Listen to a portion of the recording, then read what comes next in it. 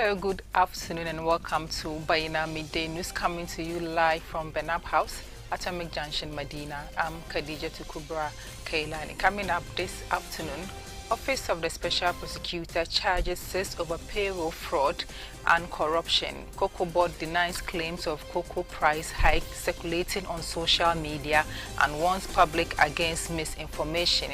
And in some international stories, dozens killed in latest mine accident and illegal mine in Mali. Do stay with us for details of the stories.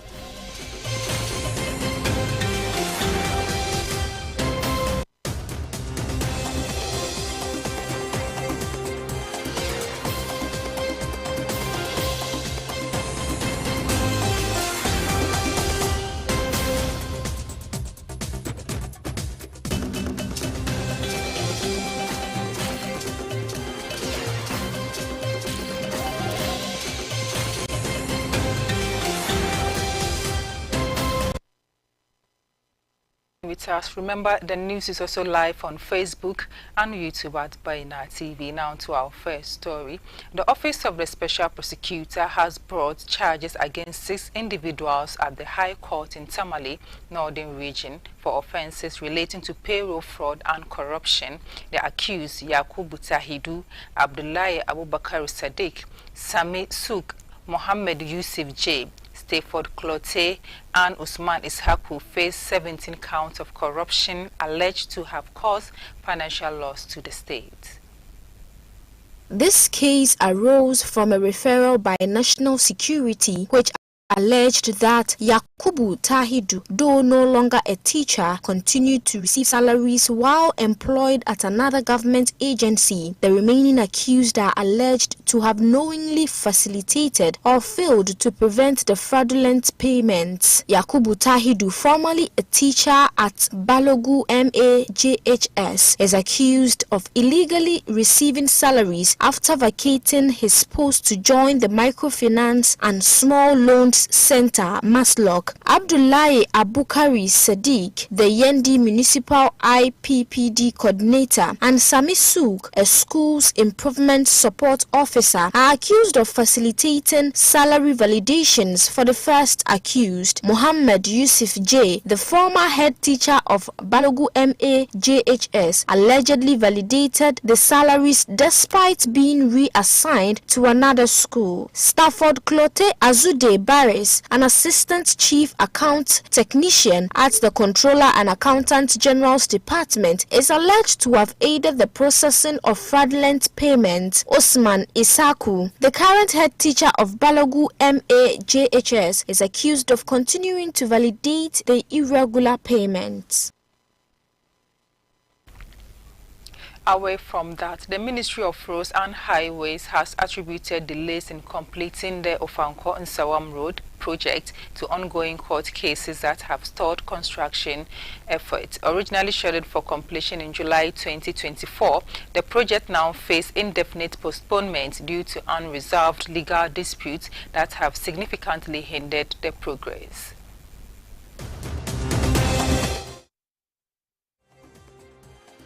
In an interview with the media in Accra, the public relations officer at the Ministry of Roads and Highways, Nasir Ahmed Yate, explained that legal constraints have slowed the contractor's work, preventing progress on key aspects of construction until the court cases are resolved. He further highlighted that many of the disputes involve property owners challenging demolitions or seeking compensation, which has prolonged the legal impasse and stalled the project. He said there are over 100 court cases that had to do with the project, and the ministry has been able to clear about 20. The $350 million Ofanko Nsawam Road project is a crucial infrastructure development aimed at improving transportation along the Accra-Kumasi Highway, one of the busiest road networks in Ghana. The expansion and rehabilitation of the road are expected to ease traffic congestion, enhance trade and commerce, and provide more efficient transportation for commuters. Several residents and commuters who rely on the road daily have expressed their frustration over the delays, citing the worsening traffic situation and the associated economic and social inconveniences. Many have called on the government to expedite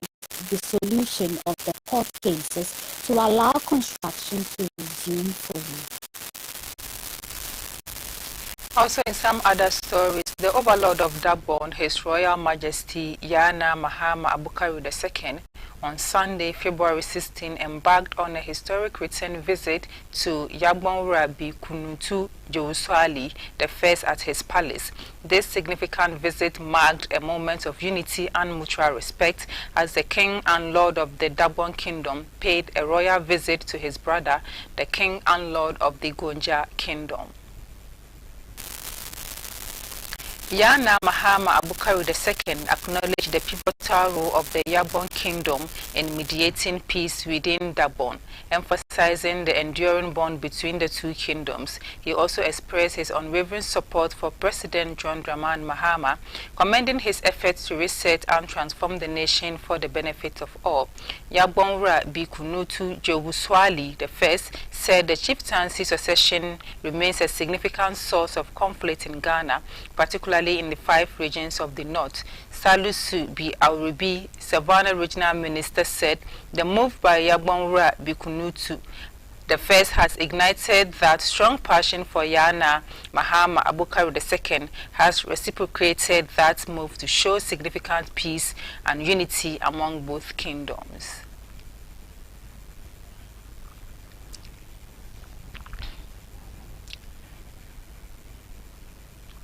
And now in business, Ghana Cocoa Board has dismissed claims circulating on social media that the government has announced an increase in cocoa price, stating that such reports are entirely false. The regulatory body has urged stakeholders and the public to disregard this misinformation and rely only on official communication channels for accurate updates on cocoa pricing. The social media flyer suggests that the Minister for Food and Agriculture, Eric Opoku, had declared that cocoa farmers would be paid 70% of the world market price, but this has been labeled as misleading by Cocoa Board. Cocoa Board is therefore urging its stakeholders and the public to disregard what it described as fake news and rely on official communication from Cocoa Board and the ministry. The development comes at a time when cocoa farmers and industry players are keenly watching for any potential price adjustments amid global market fluctuations. The issue of cocoa pricing remains a sensitive one as the country continues to grapple with challenges in the sector, including rising production costs, declining output, climate-related risks, and the impact of global cocoa supply and demand trends. Cocoa farmers have been advocating for better prices to reflect the realities of their operational costs, but Cocoa Board says any price changes will be announced through the appropriate channels.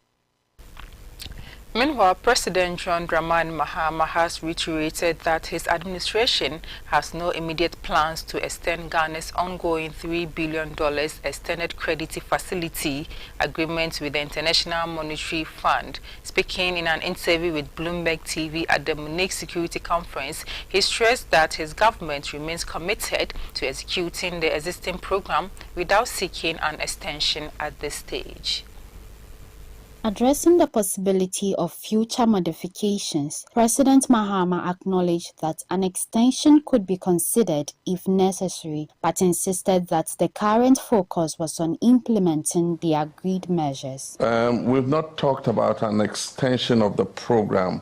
We are determined to continue with this program.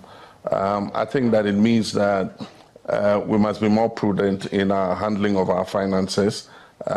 We must also look on the expenditure side and see how we can cut waste and also shift resources to more priority programs. And so it's a whole basket that we're looking at.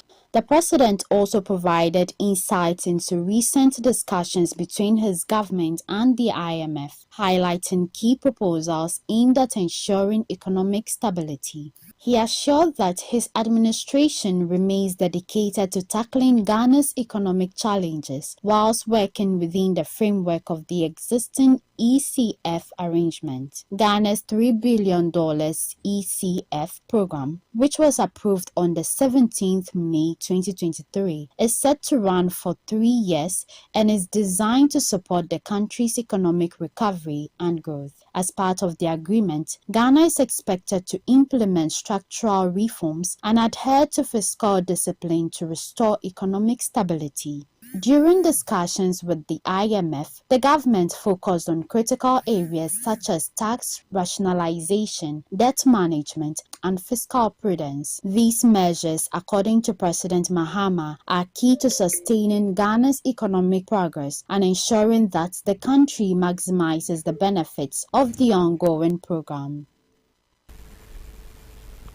Still on business, consumers are bracing for mixed outcomes at the pumps as global fuel prices decline, but the local currency's depreciation threatens to offset potential relief despite a steady drop in Brent crude prices and refined petroleum product costs on the international markets. The Ghanaian cedi's 2.18% fall against the US dollar is keeping fuel prices volatile. According to a press release by the Institute of Energy Security, IES, the first pricing window of February 2025, the cost of fuel in Ghana surged for the third time this year. Gas oil rose by 0.45 cedis per litre, while gasoline increased by 0.24 cedis per litre, pushing national average prices to 15.61 cedis for gasoline and 15.65 cedis for gas oil. Liquefied petroleum gas (LPG) also remained expensive at 18.79 cedis per kilogram. Consumers have been left seeking the most affordable options, with Benab, Star Oil and Zen Petroleum identified as offering the lowest prices. Globally, Brent crude dropped by 5.65% during the pricing period, closing at $74.74 per barrel. Prices for refined products followed suit, with gas oil falling by 4.50%, gasoline by 1.26%, and LPG by 0.22%. The institute said while such declines typically translate to lower fuel prices locally, Ghana's worsening exchange rate threatens to erode these benefits. With the second pricing window of February approaching, the Institute for Energy Security IES predicts mixed reactions in the market. While a decrease in liquid fuel prices is possible due to global trends, the depreciation of the cedi may limit the full impact. Meanwhile, LPG prices are expected to remain unchanged. For Ghanaians, motorists and households, relief at the pump remains uncertain as currency instability continues to influence fuel pricing.